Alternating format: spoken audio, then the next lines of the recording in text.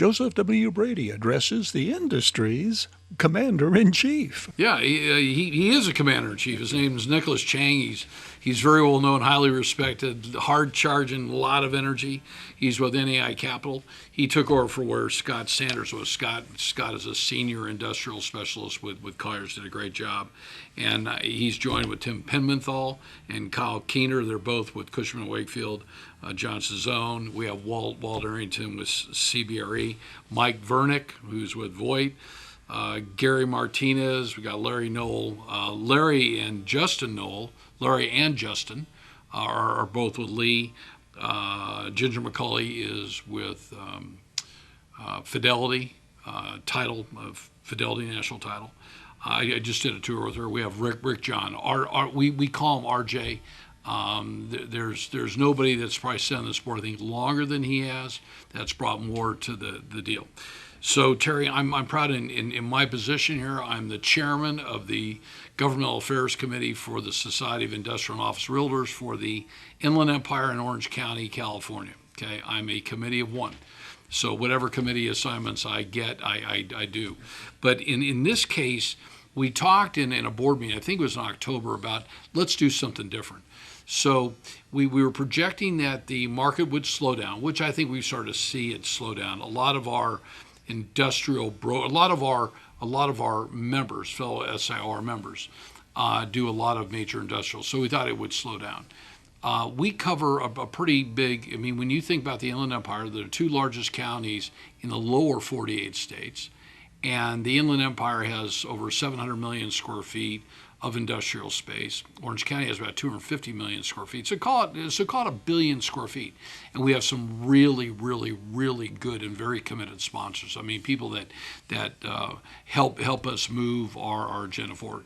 But I think that we are starting to realize that there's a lot of soccer dads and soccer moms out there that are bringing slow growth movements to the cities, whether it be in Mariloma or Pomona or starting to talk about in Moreno Valley.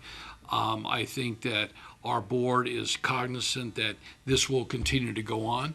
For some of the board members, I don't know if we'll send it out to all of them, that don't know, I moved over here 34 and a half years ago from a little town called Santa Barbara, California. So nobody knows more about no growth than I do and the use of water. So, people don't like trucks, they don't like pollution, and they don't like the truck trips and all that other stuff that they do. So my suggestion to the board, and that's the reason I want to do this video, people can watch it whenever they want. They can sit down, or RJ could sit on his patio and look over, probably Lido Isle and have a cocktail or two. Why don't we pick out those cities that we know we're going to have problems with? And why don't my fellow SIR board members identify those sponsors, or do we go to our sponsors and have Devin? So Devin has just taken over our chapter from Rob Evans. And we put together a short, you can ask a 10 question questionnaire on SurveyMonkey. What are the cities that you as a sponsor are having a problem with?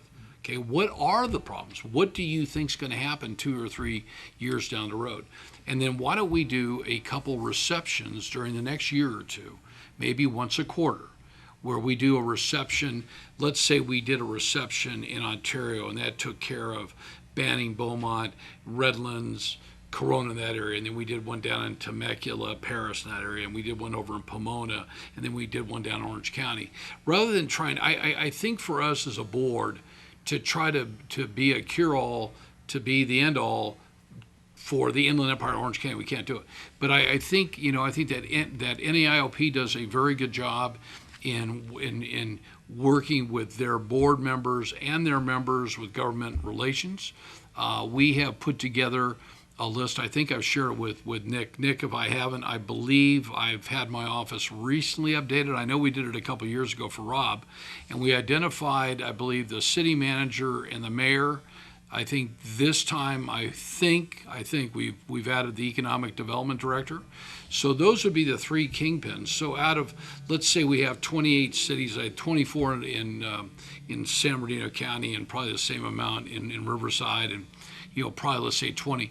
So let's say we had 55 cities out there in our area, and we have really 15 that our sponsors want us to work with. why don't we zone in on those? Work with those cities, find some small venues, do a lunch. It doesn't always have to be a cocktail, although I'm not against mixing government relations. I'm also an elected official, so I understand how if you buy me another scotch, I might see it your way. But I just think, Nick, and my fellow board members, that maybe we need to do something differently. Okay, we've done the same thing.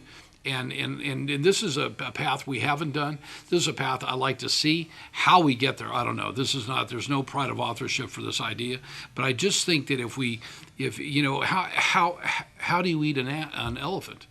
Bite size in small pieces. So, I think we break this thing down and identify through our sponsors. We could do that very quickly and maybe do a Zoom call and just get all our sponsors on and say, what cities do we think we're going to have problems with?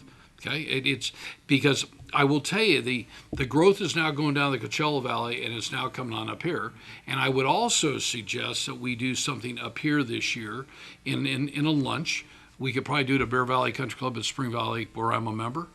We could get our executive board and a lot of our brokers on up here and get the developers that we know are coming to do business up here and bring a John DeCesare or something to talk about the backflow of product going up and down that hill and drayage costs and things like that. So I've been thinking about doing this, Nicholas, for the last 2 months. I'm excited to work with you as president.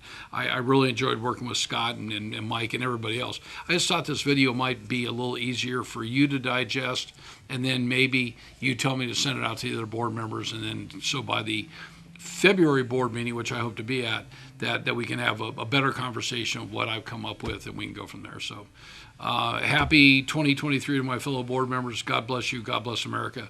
And don't forget, in 2024, vote as many times as you can.